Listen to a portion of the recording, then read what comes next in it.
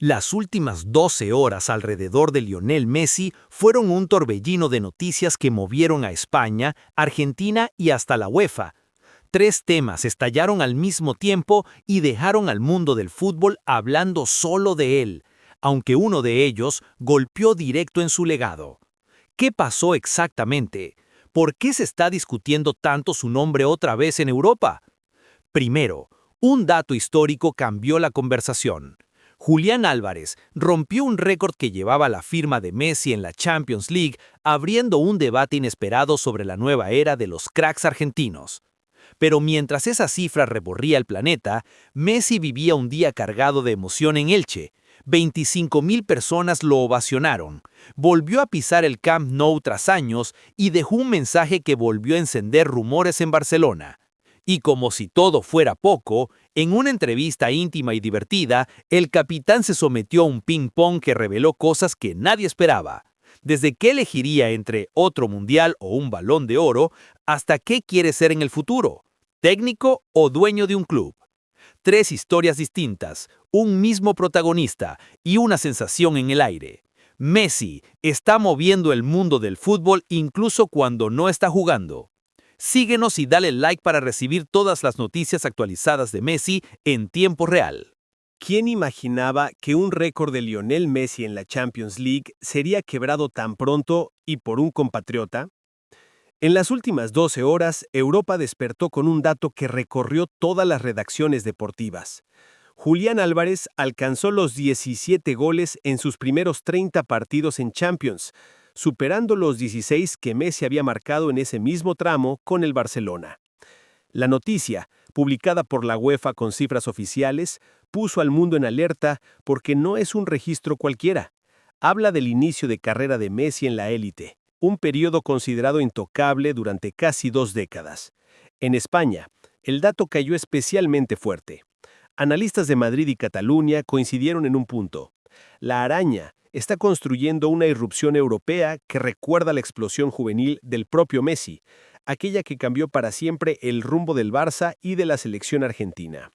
La estadística no desmerece a Messi, al contrario, lo reubica en la conversación con una nueva generación que creció viéndolo romper récords cada año. Y entre bastidores, lo más comentado fue la reacción en la interna argentina. No hubo celos, no hubo comparaciones negativas. Lo que se filtró es que Messi celebró la marca de Julián, entendiendo que estos logros fortalecen el ADN competitivo de la selección rumbo a 2026. El dato de las últimas 12 horas no fue solo una estadística, reconfiguró un capítulo entero de la historia argentina en la Champions League. Durante años, Messi había dominado cada ranking posible del fútbol europeo, incluyendo los registros iniciales que definían la explosión de un talento destinado a marcar época. Pero ahora, con Julián Álvarez liderando el top argentino en los primeros 30 partidos, el debate toma otra dimensión. La diferencia numérica parece mínima, 17 goles contra 16, pero para los analistas no es un simple detalle.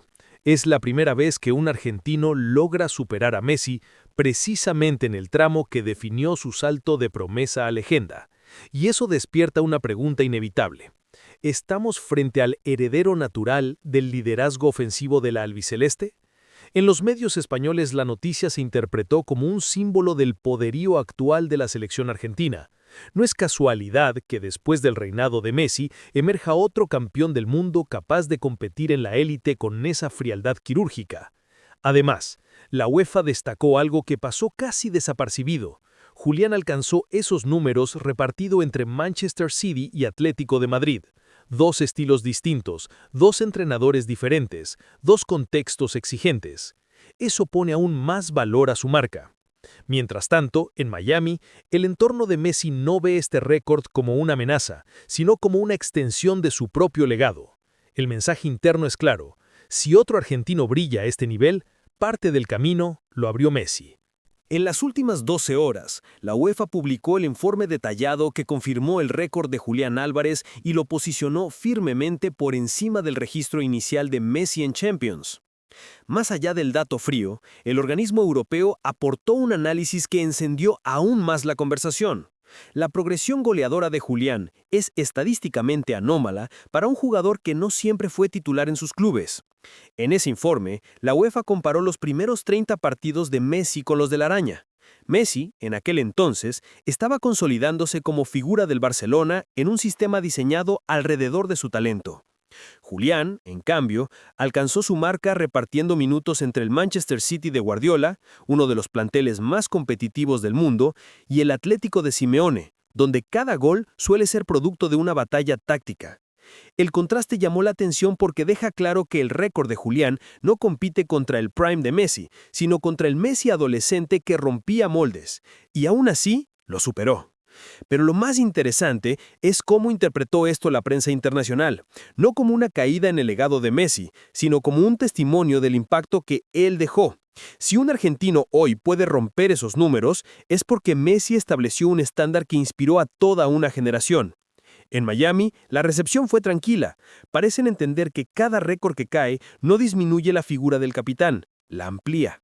Cuando un heredero aparece, la sombra del maestro no desaparece, crece. En las últimas 12 horas, España vivió una escena que recordó sus mejores días con Messi en la península. 25.000 personas llenaron el estadio Martínez Valero de Elche solo para ver un entrenamiento. No un partido, no un clásico, no una final, un entrenamiento. La imagen dio la vuelta al mundo y el propio Messi lo sintió. En sus redes, escribió un mensaje breve pero cargado de emoción. El cariño que me mostraron todavía me emociona. Y no fue una frase al pasar. El aplauso, las banderas argentinas, las camisetas del Barça y los cánticos con su nombre lo acompañaron toda la tarde. El ambiente fue tan especial que el Club Elche decidió homenajearlo entregándole una camiseta con su nombre en manos de Cristian Bragarnik. Un gesto simple pero simbólico, porque Messi no pisaba ese suelo español desde hacía tiempo, y su regreso despertó algo que estaba dormido, la nostalgia de una era que cambió la historia del fútbol europeo. Mientras la selección se prepara para viajar a Angola, lo que quedó en el aire fue la sensación de que Messi sigue teniendo una conexión emocional con España que ningún otro jugador del planeta posee. Y lo curioso es que este reencuentro no estaba en la agenda oficial. Surgió, explotó y se volvió viral, como casi todo lo que toca Messi. Si el entrenamiento en Elche fue emocionante, lo que ocurrió horas después fue puro impacto mediático. Messi volvió al Camp Nou, no como jugador, no en evento oficial, sino en una visita inesperada que nadie vio venir. Bastó una foto, una sola imagen, para que Barcelona y toda España explotaran en rumores. La publicación que Leo hizo en sus redes fue directa y cargada de nostalgia. Anoche volvió a un lugar que extraño con el alma. Ojalá algún día pueda volver, y no solo para despedirme como jugador. Esa frase, en las últimas 12 horas, se convirtió en un terremoto. Programas de TV, diarios catalanes, radios deportivas y hasta los noticiarios generales abrieron con ella. ¿Qué quiso decir Messi exactamente? ¿Se refería a un regreso formal? ¿A un último partido? ¿A una despedida que nunca tuvo? La prensa recordó rápidamente sus palabras al diario Sport, que nunca imaginó irse de Barcelona de esa manera, que su sueño era retirarse en Europa y que su vínculo con la ciudad aún late. Y eso se mezcló con la imagen de su visita al estadio en plena Reforma, como si Messi hubiera querido ver con sus propios ojos aquello que fue su casa por más de 20 años. Lo que quedó claro es que incluso desde Miami, Leo sigue siendo el centro emocional de Barcelona. Su sombra, su legado y su ausencia siguen marcando la historia del club.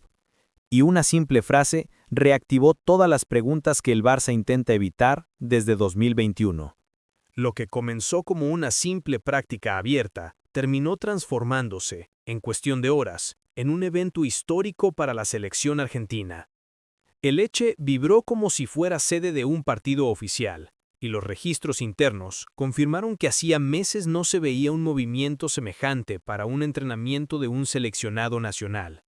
El operativo fue coordinado entre el Club Elche y la AFA. Entradas gratuitas, distribución escalonada, prioridad para abonados y una demanda que superó cualquier previsión. Por eso, el estadio quedó prácticamente lleno, algo que captó la atención de los medios europeos. Para muchos fue una demostración del fenómeno global que sigue siendo Messi incluso fuera de Barcelona.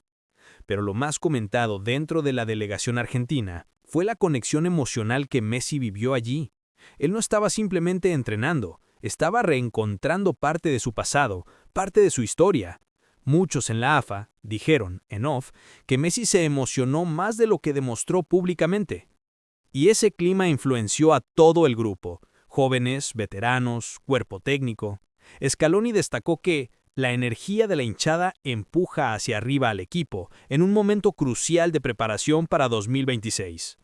Después del entrenamiento, vino la logística, almuerzo, viaje a Luanda y un nuevo ciclo de concentración. Pero quedó una certeza. Ese entrenamiento quedará marcado como uno de los encuentros más auténticos entre Messi y el público español desde su salida del Barcelona. En las últimas 12 horas, una entrevista que parecía ligera terminó convirtiéndose en una de las más comentadas del año. Messi se sentó frente a 4-3-3 para un ping-pong rápido, sin guión y sin preparación, y lo que dijo en apenas segundos desató un vendaval de reacciones en Argentina, España y Miami. La primera pregunta fue directa: ¿otro mundial o otro Balón de Oro? Y Messi ni lo pensó. Respondió con una naturalidad que sorprendió incluso a los entrevistadores. Otro mundial. Esa frase cambió todo, no solo porque reafirma dónde coloca sus prioridades, sino porque dejó claro que, aunque viva en Estados Unidos, su corazón sigue conectado a la camiseta argentina de una forma casi espiritual. En pocas horas, el video se viralizó en 5 continentes, y la prensa española interpretó la respuesta como una señal de enfoque total en el ciclo 2026. El ping-pong siguió con elecciones curiosas: Miami o Barcelona, hat-trick o gol del triunfo, técnico o dueño. Pero lo que más llamó la atención de los analistas fue la postura de Messi, liviano, sincero, sin filtro y con una claridad de objetivos que revela a un atleta que, incluso a los 38, no desconectó ni un segundo del alto rendimiento. La entrevista funcionó como una radiografía emocional. Mostró al Messi hombre, al Messi padre, al Messi líder y al Messi competitivo. Y dejó la sensación de que todavía hay historias grandes por escribir. Entre todas las preguntas del ping-pong, hubo una que sacudió el ambiente en las últimas 12 horas. ¿Ser técnico o ser dueño de un club? Messi sonrió, respiró y respondió sin titubear: dueño. Esa elección no es casual. Encaja perfectamente en el movimiento silencioso que él viene construyendo en los últimos años. Desde su llegada a Estados Unidos, Messi entendió algo que ya sucede con leyendas de la NBA y de la NFL. El futuro del atleta ícono está en los negocios, no en el banco de suplentes. Y sus pasos confirman esto. Messi ya es socio de Luis Suárez en el Deportivo LSM del fútbol uruguayo. Y su renovación hasta 2028 con el Inter Miami, valuada en decenas de millones de dólares anuales, sumando salario base, bonos y acuerdos de marketing, refuerza esa transición natural hacia el rol de magnate deportivo. En el ambiente de Miami, fuentes cercanas al club garantizan que el Inter ve a Messi no solo como jugador, sino como un activo de expansión internacional, un socio estratégico para el nuevo estadio de 2026 y para la transformación de la MLS en producto global. Su respuesta en el ping-pong, por lo tanto, no fue solo espontánea, fue reveladora. Messi ya piensa como propietario, como dirigente, como alguien que quiere moldear el futuro del fútbol y no solo participar en él. Este es el Messi post-Barcelona, post-Europa, un hombre que entiende su propio valor y sabe que su influencia trasciende el césped. El último tramo del ping-pong dejó algo claro. Messi está en una etapa de absoluta transparencia. No necesita construirse un personaje, no necesita agradar a nadie. Y justamente por eso, cada respuesta se volvió aún más reveladora. Cuando le preguntaron si prefería un caño o un gol en contra, eligió el caño con un gesto pícaro, como si recordara su adolescencia en la Masía. Cuando le preguntaron, ¿defensor o arquero. Eligió defensor, con una sonrisa tímida, casi infantil.